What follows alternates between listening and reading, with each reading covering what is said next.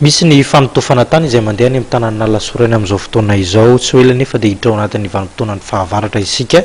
Vanim-potoana izay mabetsaka ny tondra-drano, mabetsaka ihany koa ny fiotsahana. Nijery zava-misy fotony tena toerana ary ny tompon'andraikitra avy ao anivon'ny ministera-panjakana misahana ny tetikasa ny filoham-pirenena.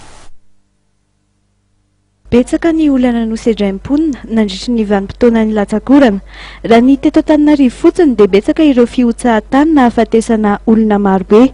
Nandray andraikitra manoloana an'izany ny iraka avy amin'ny ministera-panjakana misahana ny tetikasan'ny filoham-pirenena ny fanajariana ny tany sy ny foto-drafitrasa. Tonga ifotony teny amin'ny tany voatototra teny amin'ny komuna Alasora manodidina ny bypass. Tatoato zany dia tena hita hoe somary niroborobo an'izay le asa fanorenana ny eny amin'ny toerana izay tsy azo anorenana, ary koa ny fanatanterahana ireo fanotorana tany amin'ny toerana rehetra izay marihana fa misy lalana velona anankiroa izay mbola eto amintsika manakana an'ilay hoe fanatanterahana ny fanotofana tany. Nisy efa tamin'ny fotoana tetezamita mola izy ary namafisina tamin'ny note ministérielle teo anivon'ny ministera-panjakana misahana ny tetikasan'ny filoham-pirenena ny fanajariana ny tany ary ny fampitaovana izay mandrara zany ny fanatanterahana ny fanotofana tany. Izay lalàna izay note izay mivoaka izay moa zany dia appui technique amin'ny alalan'ny fisian'ny plan d'urbanisme dia détail ho an'ny zone amin'ny bypass ohatra ety amin'ny toerana hidinantsika ity. Izay raha ohatra hoe tamin'ity toerana ity zone inconstructible ilay izy, dia izay toerana inconstructible izay mazava ho azy fa tsy azo ataony manototra amin'izay. Dia eo anivon'ny ministera zany amin'izao manao asa fanaraha-maso mba ampijanonana tanteraka an'izay asa fanotorana tany izay.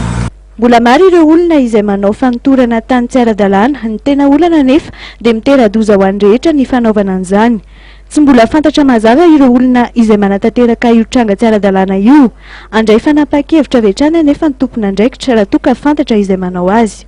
Ngamba atao hoe efa fampimanana ny filazana an'izao, ngamba hoe communication atao zao. Dia aorianan'izay kosa dia tsy maintsy satria ilay izy efa ela nge efa tamin'ny volana marsa, tsy tamin'ny marsa koa rehefa tamin'ny fotoana nanomboka tany amin'ny tetezamita tany rehefa hoe tsy azo atao ilay izy, misy manao ihany zany ilay izy dia fampatsiahivana fotsiny zao communication izay ngamba ny atao dia efa toy foana ilay fanaramaso ety. Isorohana ny mety ho fiotsahana amin'ny vanim-potoanan'ny fahavaratra izay efa iverina atsoatso no antony andraisana andraikitra.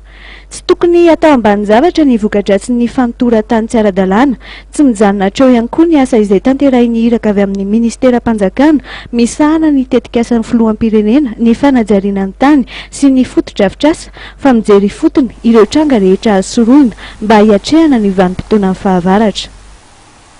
Hatreto ny fotoanantsika topolasy tokovavy tamin'ity takariva ity dia ankasitrahana ianao tsy nisaraka tamin'ny fahitalavitra matv tao anatin'izay fotoana ny fampitam-baovao izay mifame fotoana eto indray tsika amin'ny andro manaraka. Veloma tompoko.